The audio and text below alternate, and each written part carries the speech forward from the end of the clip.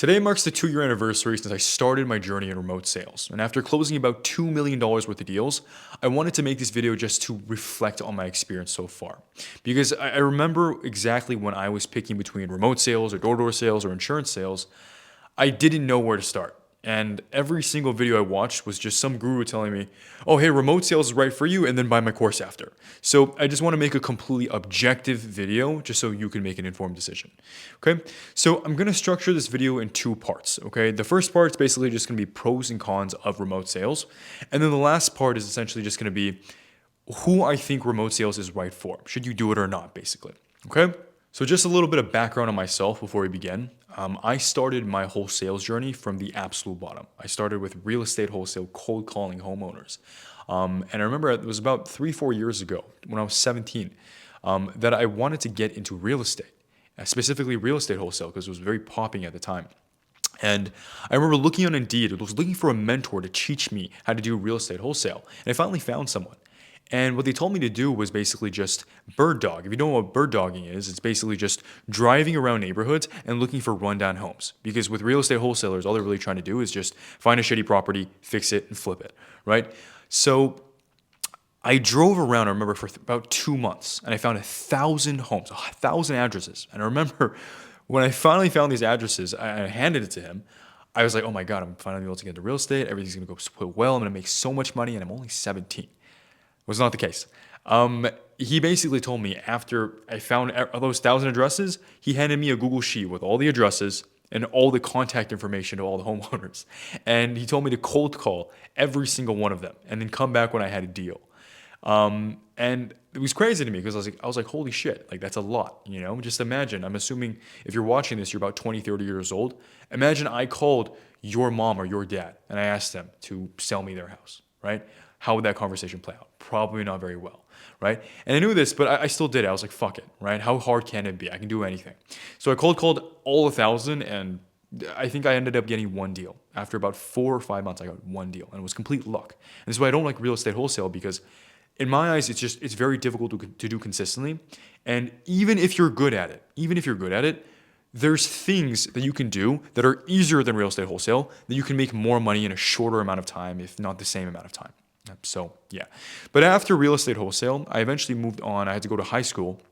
And I remember after I graduated high school, I got into door-to-door sales because I was working at a boba shop after I graduated. And I was like, I want to find an actual job, right? An actual job that I can potentially make a lot of money from, not just minimum wage at some boba store, right? So I found this door-to-door job.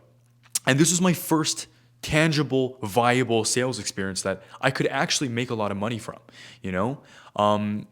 And actually, shout out to my boy Jacob, because Jacob's the one who told me to actually do door-to-door sales. Because yeah. But anyway, this was the first experience where if I did well, if I actually tried my best and I did well, I could make a lot of money. And that's exactly what I did. We would have shifts from 7 or 11 to about 7 p.m. But I wouldn't stop. What I did was basically I would, most people, even if they were the top performers, they would clock out when the clock hit 7. If they didn't get the results they wanted that day, they would clock out. I remember that I didn't stop until I got the results that I wanted. I was a setter at the time. So if I didn't set 3 appointments that day, I would just keep knocking. Sometimes I would knock until 9, right? Obviously, it was a little weird because the homeowners are like, this kid's knocking at 9 p.m. What the fuck is he doing, right? They wouldn't even come to the door. So yeah, but it worked for me, because I ended up getting way, way better, and I eventually rose to the absolute top. And I was actually the number 1 rep in my entire company. And I remember my best month, I made about $8,000. So it wasn't anything crazy, but it was a start, right? But again, after this whole door-to-door experience, I had to go to school again. I had to go to college, right? So I ended up transferring from my local community college to a school called USC. It's in California, basically. And I couldn't do any jobs. I couldn't do anything because I had time. I had about 4 or 5 hours. I was free in the day, but I had a class here and then a 2-hour gap, right? Then I had another class and then I had maybe a 1-hour gap, and so on and so forth. So there wasn't enough consistent time for me to basically work a job, right? So I was looking for things that I could do that I could split up the time. I could do 2 hours here, and that's fine. Then I could do 1 hour here, and that's fine. Then I could basically split it up. And eventually I stumbled across remote sales where each call would probably take about an hour. And so I would take calls for maybe 2 or 3 calls, go to class, and so on and so forth. And this is basically how I got started in remote sales. I just needed a part-time job while I was in college, and it perfectly fit my schedule. And I actually ended up starting to make a lot of money. I was working part-time. I think my best month was about $8,000 or $9,000 working part-time. So I knew that if I took it full-time, I could do much better, right? So eventually I actually left school and I just pursued business full-time. And that brings me to kind of where I am today, where I kind of just take calls for 5, 6, 7, 8 hours a day. And I make anywhere between $10,000 and $20,000 a month, very consistently. So that's a little bit about me. So now jumping into pros and cons, the first pro is that remote sales molds you into a certain kind of person, okay? And you have to realize remote sales is completely remote. This means that nobody's gonna watch over you, right? If you work in a traditional job, you might have a manager that's just micromanaging you, right? It's not the case in remote sales, right? You might have a few occasional team meetings, but ultimately your performance, how many deals you close, your close percentage, that's all completely up to you. Completely up to you. And if you don't do well, there's nobody to basically sugarcoat and redo your training. If you don't do well, you're out in most cases. So in order to make remote sales work, you kind of have to become the kind of person who can hold yourself accountable, make yourself better, and just work really hard without anybody telling you what you need to do. The second pro of remote sales is that this is genuinely a skill for life, right? And that's kind of how sales is in general, but I would say remote sales really takes it to a new level because you have to realize the internet is only growing, okay? All of these new expensive technologies, they're all shifting on the internet and they're all selling something, right? If you look at AI, they all sell a product and they're all expensive as fuck, right? And if you also think about the amount of YouTube gurus, right? Do you ever see any less gurus on your YouTube feed? No, even me, it's like I'm kind of a guru too, right? On the way there. So there's always going to be growing demand for remote sales reps because there's always going to be more people selling stuff online. That's not going to stop, right? So 20, 30, 40 years from now, if you know how to do this, you're going to be just fine. Now, the last pro of remote sales that I also think is super underrated is the fact that you can work one-on-one with your boss, with the person who owns your company, basically, right? And this is really helpful because if you plan on making more than 20, 30, 40,000 or however much you can make with remote sales, there's a cap, right? If you plan on making more than that and building your own business at the same time, in a lot of cases, your company is going to be tight-knit enough to the point where you can actually talk to your boss. And you have to realize they're probably a multimillionaire who's already made their own business work, right? To a very high extent. And this is absolutely the case for me where I'm trying to build this whole YouTube info, sales channel. And my boss has already done that, right? He's a multimillionaire who's, has a massive YouTube channel, right? And he's willing to help me with my own stuff because, first off, I'm going to be one of his life case studies that he's helped out. And the other thing is, if he helps me, I'm happy and I want to sell more for him. So it creates just a better relationship that's just a win-win for both sides.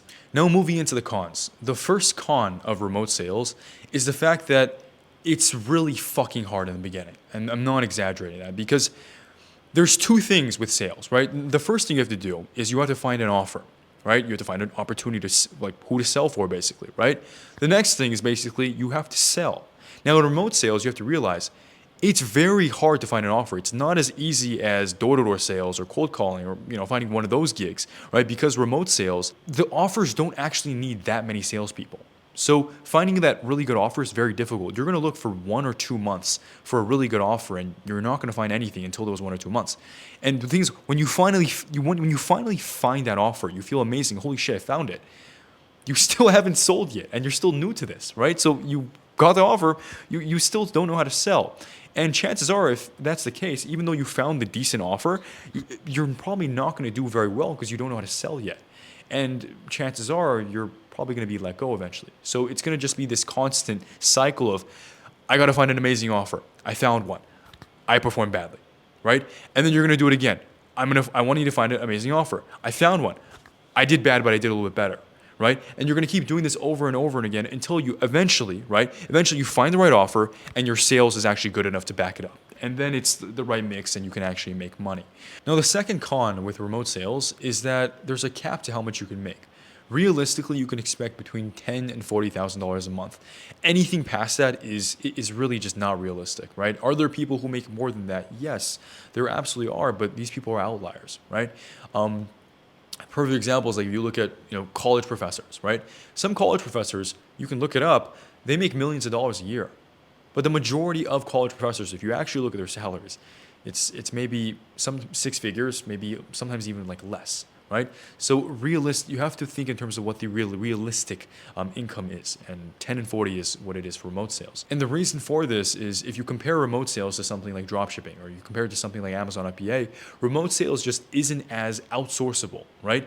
With dropshipping, for example, there's two main things you have to do. You have to find a product and you have to make ads, right? Those both are outsourceable. I can teach someone to make ads for me.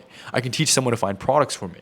But with remote sales, there's one main skill, and that's just the ability to sell, right? And you can't really outsource that to someone else, because if you could, your company why wouldn't they just hire that person instead, right?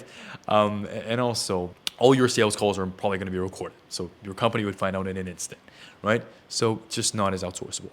Now, the last con of remote sales is kind of a twist. It's kind of a pro and a con, right? And it's really just that remote sales is boring, right? And it's boring because at a certain point, you realize it's just the same thing over and over and over and over again, right?